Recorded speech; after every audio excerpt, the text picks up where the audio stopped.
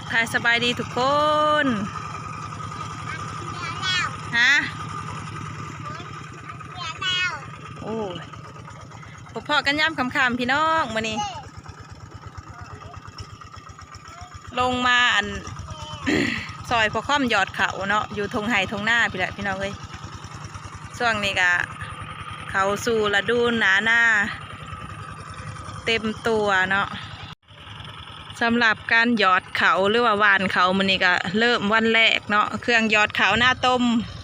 ปีนี่ออกใส่งานบางแน่นี่จักสิฮักจักสิหมุนมึงแต่สิที่คักมองนี่ลูกชายนั่งเอเล่เอเล่อยู่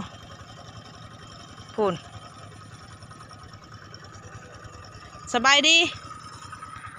รวยอันพากันหมุดขี้ต้มกับอ้ายนะปุ๊บเมื่ออาบน้ำน้องยังอยู่สบายดีรวย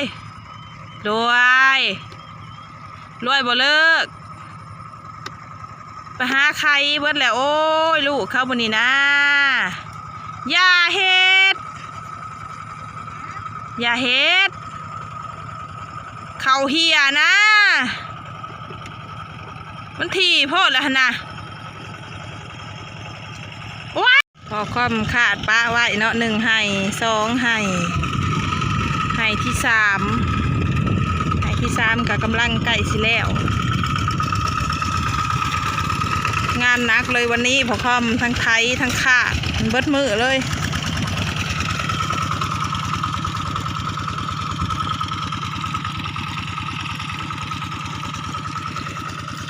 แถวลุ่มนะว่านเนาะ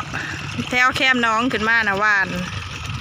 หากระไดหน้า3-4 ไห่ผัดว่าพ้นตกบกขาดเลยเนี่ยเขากับมองออกดีมองบกคอยออกเนาะเพราะว่าน้ำแซ่เปลี่ยนแผนมาหยอดหน้าต้มเพราะว่ามันหวานแหงหวานพงบ่ได้เด้น้ำมันอังเบิดเลยแต่ละไห่นี่นะมิตรน้ำเบิดนี่ขั้นสิทาดินแหงกับจักย่ามได้บ่านี่นะพ้นตกอยู่คู่มือสิล่อไปโดนพญามันหลามันสวยยันมันงอกแต่ว่าหน้าของอ้ายเพิ่นกับท่านมาหวานดอกนี่เนาะนี่ฝั่งทั้งนี้นะหน้าลุงลามนี่เพิ่นกับไทยหุดไว้ซื่อๆกับท่านได้มาหวานแต่ว่าพอค่อมล่อบ่ไว้แล้วคนผู้เดียวเนาะรายเวียกรายงานก็ได้มีความดื้อลูกชายก็ได้เอ้า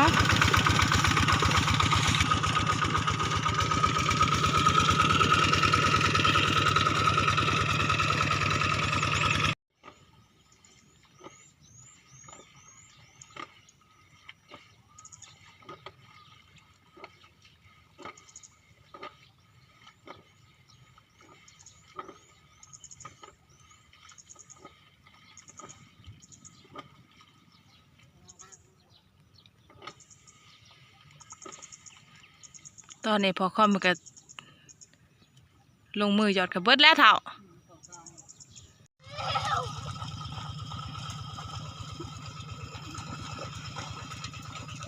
วานในบ่แล้วทุกคนคลิปเก่าคลิปต่อเมื่อวานเนาะเมื่อวานนี่บ่แล้วค่ะมืดเปิดตาได้หน้า3 ไห่มื้อนี้ก็เบิ่งส่งนี่ก็สิมืดอีกกะว่ามื่อนี้หน้า6-7 ไห่แต่เขตนี่ขึ้นไปหาทั้งรถไถนั่นแหละลูกๆกับมาลิ่นน้ำแข่งแดดห้ามอย่าลิ่นตากแดดแล้วห้ามโอ้ยลิ่นน้ำขี้ต้มตากแดดนะเท้าลวยมันแห้งเก่งปากเวอร์ผูกโอ้ยดำคิมมิมน่า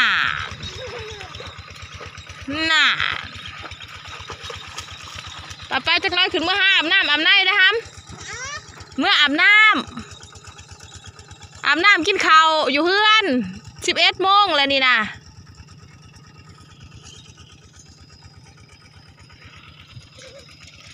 ใครแต่แดดบ่แห้งมานี่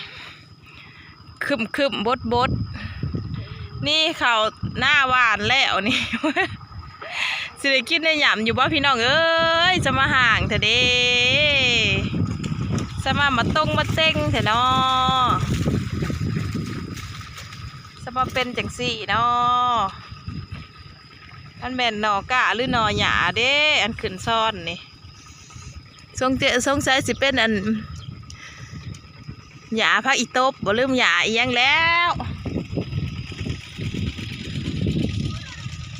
ปีนี้เห็ดหน้าหวาน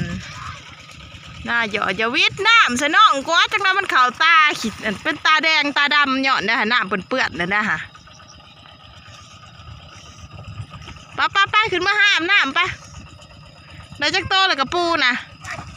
นานมันดื้อได้บักน้อยๆนะน่ามันแทงตีนเหมือนได้ฮะหินแทงตีนแล้วฮะพูดดื้อเนี่ยบ่ดื้อน้อยๆนะไปขึ้นมาห้ามน้ำไปรวดไปขึ้นยังขึ้นเมื่อหาอาบน้ำอยู่เฮือน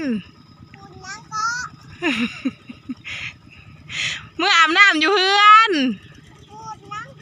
สิปูดยังเกาะยังเมื่ออาบน้ำอยู่เฮือนเปลี่ยนเครื่องใหม่ไป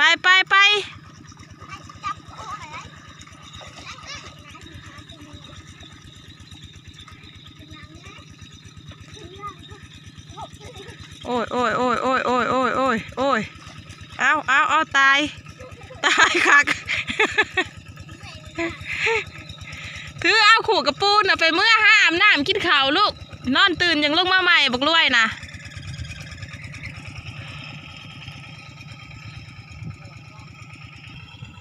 โตลงใหม่แม่ว่าให้ย่างน้ำลังอ้ายพูน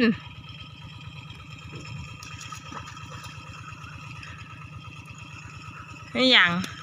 เอานี่ยังแบบนี้เบิ่งดูค่ะ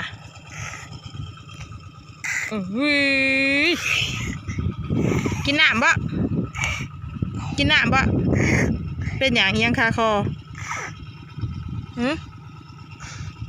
ไปดำเถอะแหงดำน้ำขี้ต้มนี่น้ำขี้ต้มเข้าปากบ่เลยรวยเอ้ยไปมือห้ามลูกหลานไปยามนี่งัวกับตอมถงตอมถ่าแล้ว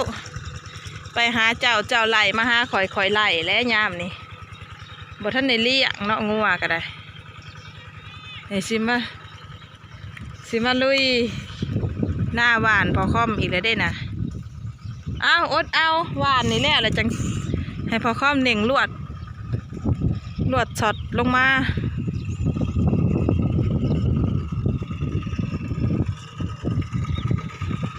เพิ่นก็สิแม่นเพิ่นสิไทยให้มันแล้วแล้วจังสิขาดแล้วจังสิหวานบาดเดียวนะบางทรงยอดหน้าต้มปีนี้น้ำบ่แห้งจักเถื่อฝนตกอยู่คู่มือ